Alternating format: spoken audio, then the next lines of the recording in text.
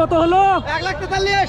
1,43,000 বিশাল একটা গরু আপনাদের ভাই। কত হলো এটা? কত হলো এটা? 1,12,000 হলো। 1,12,000। 1,12,000 ভাই। সময় যত ঘনিয়ে আসছে হাট তত জমজমাট হচ্ছে। বগুড়া জেলার নন্দীগ্রাম উপজেলার রনবাগা হাটে অবস্থান করছে। এই হাটে বিশাল বিশাল গরুর পাশাপাশি অনেক বড় বড় মহিষ ওঠে। দর্শক, আজকে আমরা এই রনবাগা হাটে গরু এবং মহিষের দাম কেমন, এই কুরবানির ঈদের সর্বশেষ বা শেষ মুহূর্তের হাটে সর্বশেষ অবস্থান আমি আপনাদেরকে জানাবো। আমি আত্রা থেকে। গরু নিয়ে আসছেন না মহিষ নিয়ে আসছেন? আমরা গরু নিয়ে আসছি ভাই। কতগুলো গরু নিয়ে আসছেন? গরু নিয়ে আসছি 4টে। 4টে? হ্যাঁ। আপনার নিজস্ব গরু নাকি? না, আমার ব্যবসায়িক গরু। বিক্রি হচ্ছে 4টায়? হ্যাঁ, 3টা হচ্ছে, একটা আছে। আচ্ছা, কেমন দাম পেয়েছেন? লাভ হয়েছে না লস হয়েছে? আল্লাহর রহমতে 4 গরু 1,020 টাকা লাভ হবে। মাশাআল্লাহ। কত দাম বলতেছে এটা এখন পর্যন্ত? 220, 25, 30 এরকম। কত হলে ছেড়ে দেবেন? আশা আছে 240। এবার মহিষের দামটা কেমন মনে হচ্ছে?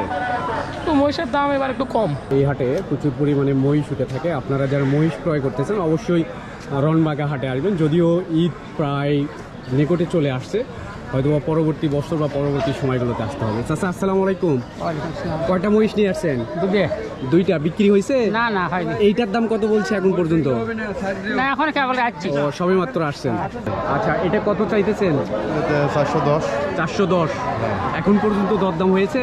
না, এখন পর্যন্ত কেউ দেখে নেই। দর্শক, আপনার বৃহৎ একটা মহিষ দেখতে পাচ্ছেন যেটার দাম 4 লক্ষর উপরে হাঁকানো হচ্ছে। এখন পর্যন্ত দরদাম হয়নি। দেখা যাক সর্বশেষ কত হলে ছেড়ে দেয়।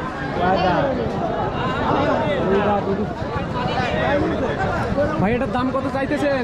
দাম চাচ্ছি ভাই 175। এখন পর্যন্ত দরদাম হয়েছে? আর দাম বলতেছে কত বলছে? 45 দাম বলছে। 45। গরুর দাম কেমন মনে হচ্ছে আপনাদের কাছে? বেশি বেশি বলতে কেমন বেশি? 60 একটু বেশি বেশি মনে হচ্ছে। কিন্তু যারা বিক্রি করতে আসছে তারা তো বলতেছে যে না, অনেক কম আর কি দাম, তাদের লস হয়ে যাচ্ছে। ওরা বলতেছে যে লস হয়ে যাচ্ছে, কিন্তু আমরা তো অত দামে কিনতে পারছি না। কিন্তু গরুর বাজার বেশি। আর দ্বিতীয় কথা হচ্ছে কি, গরুর থেকে জিরে মশলা আদা রসুনের দাম বেশি। এই জন্য আরো বিপদ আমাদের বেশি, যে জিরে মশলার দাম আদা রসুনের দামগুলো কমে দেব। দর্শক, তাদের মুখেই শুনলেন আসলে গরুর পাশাপাশি আমাদের অন্য অন্য দ্রব্যমূল্যের দাম অত্যন্ত বেশি। সাধারণ মানুষের ক্রয় ক্ষমতার বাইরে গিয়েছে। সরকারের কাছে সাধারণ মানুষের পক্ষ থেকে আমাদের অনুরোধ যেন এগুলো ক্রয় ক্ষমতার মধ্যে রাখা হয়, দেশের সাধারণ মানুষ যেন শান্তিতে বসবাস করতে পারে, এটাই আসলে সবার কামনা।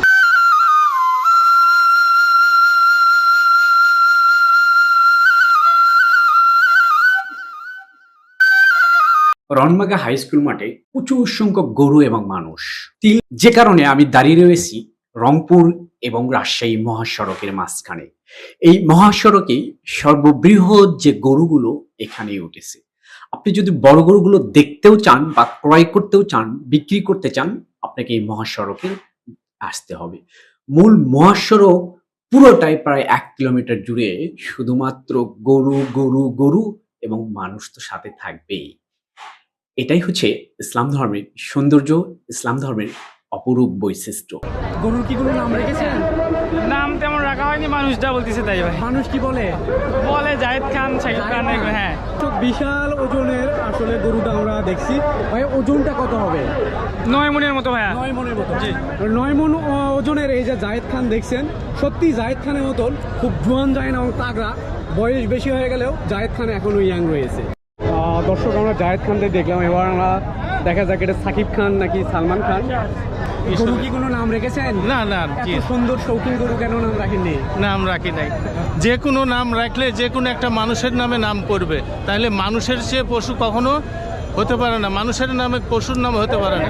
আমিও এই চাচার সঙ্গে সুর মিলিয়ে বলতে চাই, আসলে পশুর সঙ্গে মানুষের কোনো তুলনা হয় না। মানুষের নাম পশুর সঙ্গে হতে পারে না। তবে বর্তমানে সোশ্যাল মিডিয়ায় বিভিন্ন জনকে ট্রোল করার উদ্দেশ্যে আজকাল অনেক পশুর নামে এরকম মানুষের নামের সঙ্গে মিলিয়ে রাখছে। অনেকেই কুরবানি ক্রয় করে নিয়ে যাচ্ছেন। তবে মূল উদ্দেশ্য আমাদের যেহেতু কুরবানি, সেহেতু সবারই উদ্দেশ্য উচিত যে আমাদের ভেতরে পশুত্বকে কুরবানি দিয়ে আমরা আগামীর দিনকে ইসলামের জন্য, নিজেদের জন্য খাঁটি হিসেবে গড়ে তুলি। এই কামনায় ভালো থাকবেন।